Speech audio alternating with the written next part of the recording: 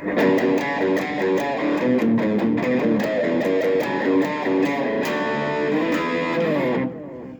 this video, we're looking at the three most important parts that we normally need for crazy train that are familiar to everybody, and also what we use for our school's inter-school bands, because they don't play the entire song, they use the song basically. These three parts I'm going to show you for the gears. So we're going to cover this, we're going to cover that part, we're going to cover your intro, and we're also going to look at the rhythm section as well, the part that goes. Play that slowly just to show you some pretty cool chords. But let's take it step by step. You've got the PDF in front of you, and we're going to focus primarily on our fretting handle with some nice cool power chords, the part that starts like this. And let's see what's happening there. We're starting off with an F sharp power chord, which is your first finger on the second fret of the top string. Your pinky or your ring finger can be playing string 5 fret 4, and some guitarists like including their pinky on the 4th string directly beneath the ring finger, or you can flatten the ring finger, or you can flatten the pinky. So several different ways to play the power chords. That's my personal favorite. Now originally the bass plays this. Originally the bass is going to do, but we can have some fun with it and sort of expand onto the power chords from that. So the chords implied, if you want to jam along with, are going to be an F sharp 5. Note the silent pause between the F sharp and the A5, which you can play over here. So you can do this. But an easier way, a much more practical way, is to go to the open A5 power chord, which means your first finger goes to fret 2, strings 4 and 3. And then I strum the 5th string as well. You can hear the 5th string as well as the 4th, and if you want to include the 3rd, that's fine as well. And you can hear that A5 is the same as that. So much more practical. F sharp 2, 3, 4, and from there you come to the E, which is 1 string up. And that basically is an open E5 power chord, starting on the open 6th string and fretting fret 2 in the 5th and 4th string. So your opening ones are F sharp 2, 3, 4, A, E, F sharp, and then it jumps all the way to D, which is going to be at fret 5. Finger 1, fret 5, string 5. Pinky is going to be in fret number 7. Or you can actually even go down to play a normal D5 power chord, same concept, open from the 4th string, like that. Personally, I don't like this one too much. The thin strings just tend to lose a bit of the body and the tone. So I would personally go to the D5, but that's just an opinion, not a fact. So let's take it through that once. 1, 2, 3, 4, F sharp 2, 3, 4, A, F sharp 2, 3, 4, D, E. And that just simply repeats itself. Now the next drift, the part that goes.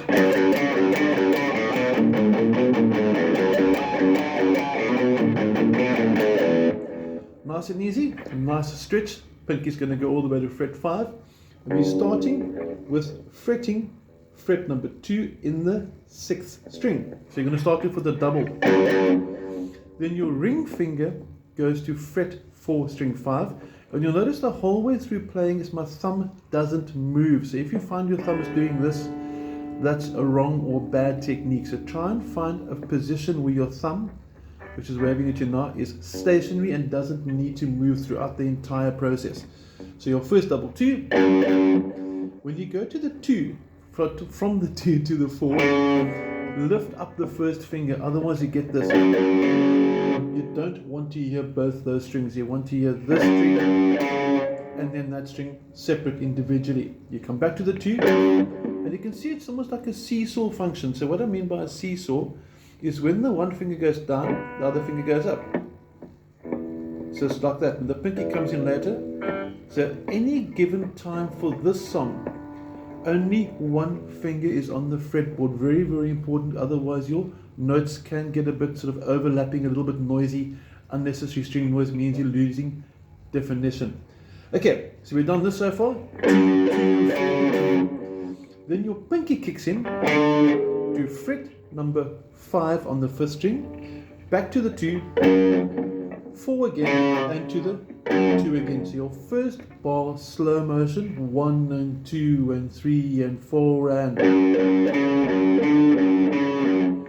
it sounds almost a bit like Sweet Dreams of Marilyn Manson because the riff is very, very similar. But let's not go there, that's a video for another day. That's your first part. Now what I like doing for the next part, you can hear my notes were slightly dampened there. So before I show you the second bar's riff, let me just show you the damping technique.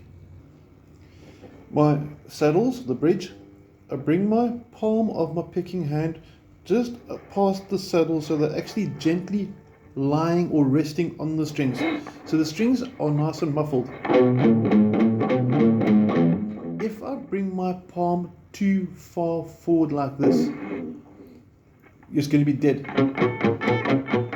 You can hear that didn't sound cool. So it's not about how hard I push, but where I push. If I come even further forward, it doesn't sound cool. But if I bring it back round about, say, 3 to 4, maybe 5 millimeters, there's my saddle, so maybe about 3, 4, 5 millimeters forward, and rest about there, I get a nice palm damping, and you can see my palm nice and clear there on all the strings. Okay, there we go.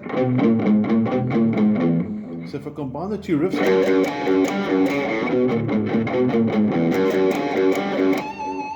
nice with pinch harmonics. So the first half I do with the note stringing, and then the second bar, which you're going to tackle now, palm damping. Okay, back to the fretting hand.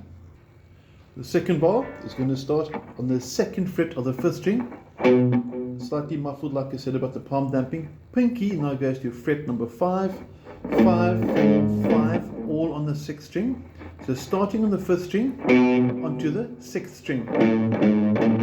And you do that again, back to the 2, 5 and 4, but you finish off on the open 6th string at the end of it. So the second bar's almost got perfect repetition.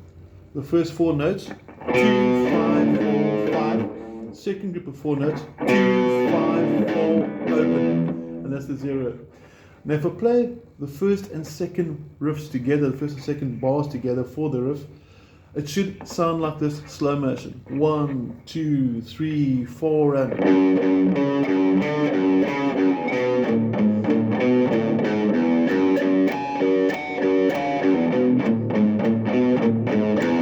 it sounds quite cool.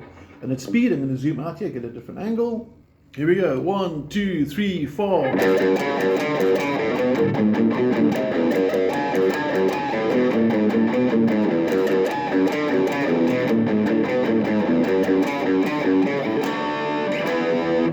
And those last 2 power chords that I played, you should recognize them as the crossing over or passing chords, whatever title you'd like to give them, before you get to this part. But before we do that part, those chords are going to be D5, D power chord, at the 5th fret on the 5th string. And we go from the D to the E, you simply slide 2 frets up. And that's the next part sorted out. Okay, now we're going to go to the... And I first want to go through the chord shapes. You've got some nice new voicings for these chords. For those that haven't heard the original, please get hold of Ozzy Osbourne. Listen to Blizzard of Oz, Diary of a Madman, those 2 albums. Randy Rhoads is the guitarist on those albums. They are not excellent, they are absolutely phenomenally awesome. One of the best guitarists of all times that ever happened, super creative. Randy Rhoads, check it out. But anyway, back to the song. Your first chord's going to start with a A. But you're playing A very differently. This is on string number 2 of the 5th fret, string number 3, 6th fret, string number 4 on the 7th fret. So it's 5, 6, 7. And you're only strumming those 3 strings. I'll add the extra bass notes now that holds it up. But first of all, the shapes. That's my A. My next chord's a new way of playing E. Now, all that's really happening is I'm sliding 1 fret back, slow motion. You can hear the string noise on the amp. And fingers 1 and 2, they're nice and labeled for you. Simply swap strings. That's E, believe it or not. So A, and there's my E.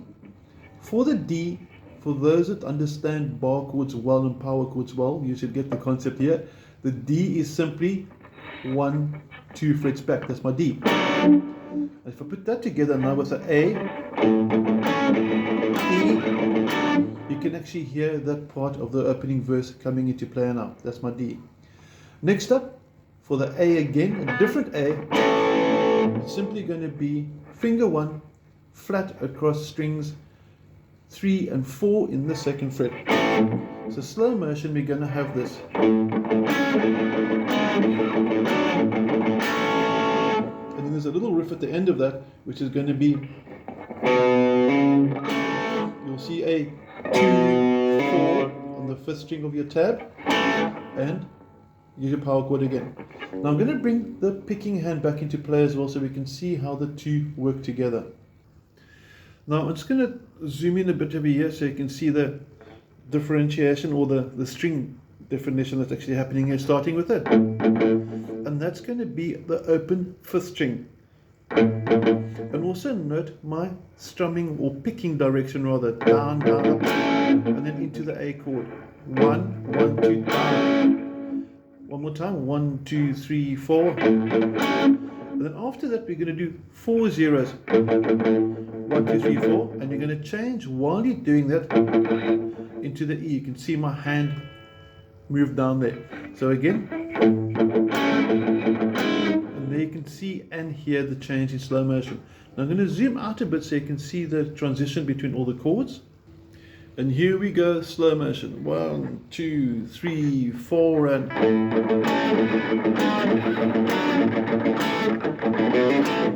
at speed.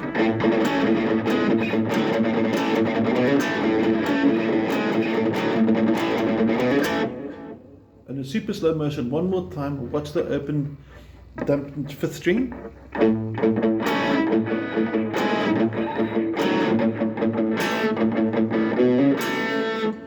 And that's pretty much the next part of your song. So try and join them all together. This part I really do like, because it's rather fun. So I hope it helps. I hope you enjoyed it. If you don't have a copy of the tab of the PDF, just drop me a WhatsApp. You'll be more than happy to get one. And if you don't have my WhatsApp details, please feel free to send me a message via YouTube. I'll be more than happy to supply a tab as well. Have an awesome day. Remember, listen to Randy Rhoads. Good guitarist, probably one of the best ever. Take care.